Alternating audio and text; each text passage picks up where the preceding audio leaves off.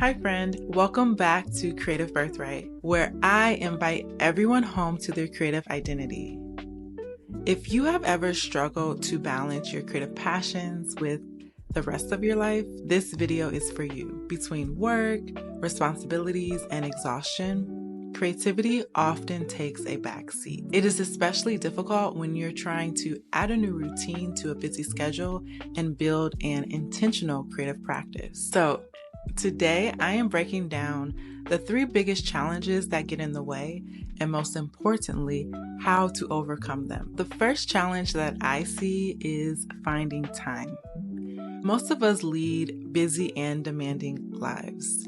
After a full day of work, exercise, errands, family, or other caregiving responsibilities, most of us are understandably tired. Adding something to this busy schedule can seem nearly impossible. At the end of the day, you just want to relax, and creating something might be the furthest thing from your mind. Even when you have the intention to build creativity into your daily routine. So let's talk about the solution. You may never have huge chunks of time to sit down and dedicate to your creative practice. So you have to make creativity fit your schedule and fit your life. This means finding small pockets of time to dive into your creative expression. You could do a quick sketch while you're having your morning coffee, or brainstorm during your lunch break and jot down a few ideas. Or even when you're commuting, you could take a quick voice note to make sure you're capturing whatever idea that's currently percolating in your mind. The key here is to identify small segments of time in your current routine where it would be easy for you to integrate your creative practice. Also, you can experiment with different creative times. If you are drained after work, find some time in the morning. And trust me, I get it. If you are like myself and you're not a morning person, and this idea of doing something extra in the morning doesn't sound appealing, hear me out and give it a try. It doesn't have to be a lot of time. It could be 5 or even 10 minutes. The most important thing is finding some time that already works in your current schedule and integrating your creative practice into that time. It is also important to audit how you use your time. If creativity is a priority for you, then this should be reflected in your schedule. So do a time use audit, and over the course of 3 to 5 days, write down how you use your time each day. And you can use this data to find opportunities to ensure that your time use matches up with your priorities. And if it doesn't, this is a beautiful opportunity to realign them. I recently did the same thing, and I learned that I was spending on average about 2 hours a day watching TV and only 45 minutes to an hour on my creative projects. And that was out of balance. And don't get me wrong, I'm not shaming TV watching. I actually, based on my time use, really enjoy watching TV, especially because I'm a writer and a storyteller, and I love to put on a good series or put on a good movie, and while watching it, also analyze the storytelling that's happening and the mechanics of the writing. But I had to take a step back and make sure that my time use was actually aligned with my priorities. And right now, one of my biggest priorities is my creative practice. So I decided that I wanted to drastically cut down my TV time. And I did something that may seem a little extreme, but it worked for me. I went on a TV fast for 3 days to give me the opportunity to reset and start repurposing that time. Then when I started watching TV again, to make sure I didn't fall back into my old habits, I have started unplugging the TV after I finish watching it. I do this because it will then require an extra step for me the next time I want to sit down and watch TV. And in that extra step, I can ask myself, is this what I really want to do with my time? Or should I be doing something else with it? And asking myself that question, I often decide to go and work on one of my projects instead of watching TV, because the TV will always be there. So I encourage you to do your own time use audit and eliminate or minimize the things that you can afford to in order to make more time and more space for your creative practice. Also, after a little bit of reflection, I was able to pinpoint why my TV watching time was so out of balance. For me, I was using TV as a way to unwind after work, and it became such a habit because it was so much easier for me to sit down and turn the TV on than sit down and get to work on one of my creative projects, because it just takes a lot less thinking and brain power.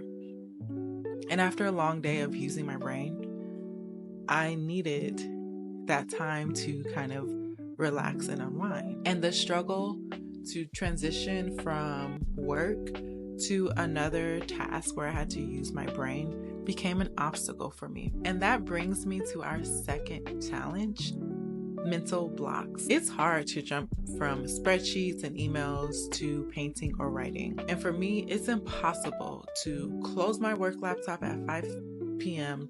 and then start creating by 5:15. Creativity, it needs time to breathe.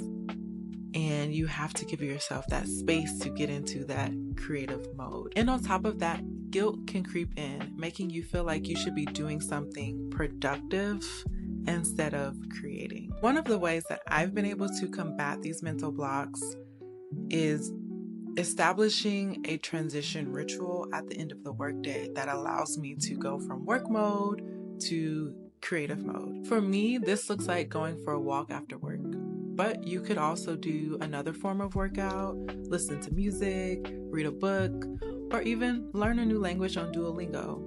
Just find something that helps you reset and get back a little bit of the energy that you expended during the day. It is also important to have a dedicated workspace for your creative practice. For a little while, because I work from home, I would try to use the same space that I was sitting at all day at work to work on my creative projects, and that was not working at all. So then I decided I would use the living room and do work on the couch. That also didn't work. In the end, what worked for me was creating a dedicated space for my creative practice. So I got a writing desk. And if you're wondering, a writing desk is just like any other desk, but it's dedicated to writing. So now that I have that dedicated space and I have a built-in transition ritual into my routine, whenever I sit down to get to work on my creative projects, it flows so much more easily for me, even if I've had a stressful day at work. So I recommend that you identify what type of transition activity or ritual works best for you. Also, identify a space that's dedicated to your creative practice, and you can get a little creative with it. If you don't have a space for an extra desk, maybe there's a coffee shop in your neighborhood that you can go and work from, which would be a perfect way to transition from work to your creative practice, because you can get that walk in by walking to the coffee shop. You'll be in a whole new environment. Give that a try, and I hope it helps. If it doesn't, let me know in the comments below. And if it does, also let me know in the comments below. So the final obstacle we're going to talk about today is staying consistent and losing momentum. The key to maintaining your creative practice is consistency. The reality is, things happen in life that make it difficult to remain consistent. Priorities change, and things crop up that require your time and attention. And you could go weeks or even months without creating. Once you lose your momentum, it is often hard to get it back. The solution to this is setting realistic creative goals. So for me, I'm currently working on a collection of short stories, and my goal is to write for either 2 hours a week or write 2,000 words a week. So maybe I'll get the 2,000 words in 1 hour, and then I've met my goal for that week. And that helps me to stay on track even when I have a lot going on in my life. I can maintain the consistency, because the goal is not only achievable, it's also flexible. And remember, even the achievable goals you set can be adjusted to match the current priorities in your life. What is most important is being able to maintain the consistency by adjusting the goal to fit your current needs, or also a goal that you can quickly pick back up and jump back into.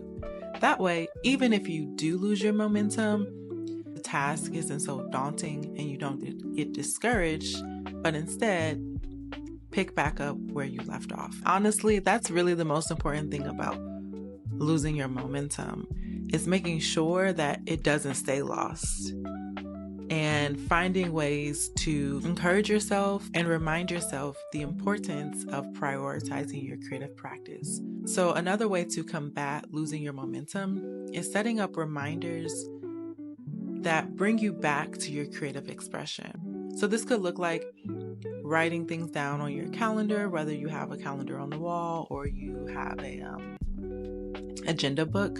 I forget what those things are called, actually, probably because I don't have one.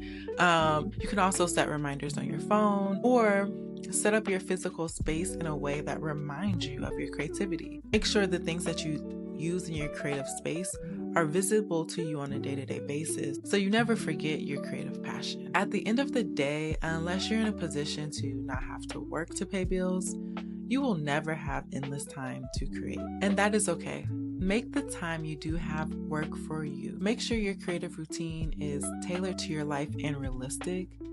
Make sure you have a physical space where you can dedicate to your creative practice that nurtures your creativity and is a space where it can bloom. And most importantly, make sure you never stop showing up for your creative self. That brings us to the end of today's video. But I'm curious to know which of these challenges shows up for you the most. Drop a comment below and let's chat. If this video helped you, be sure to subscribe to the channel and like the video. Also, make sure your notification bell is on so that you don't miss the next one. Remember, creativity is your birthright. Keep creating, and I'll see you in the next one.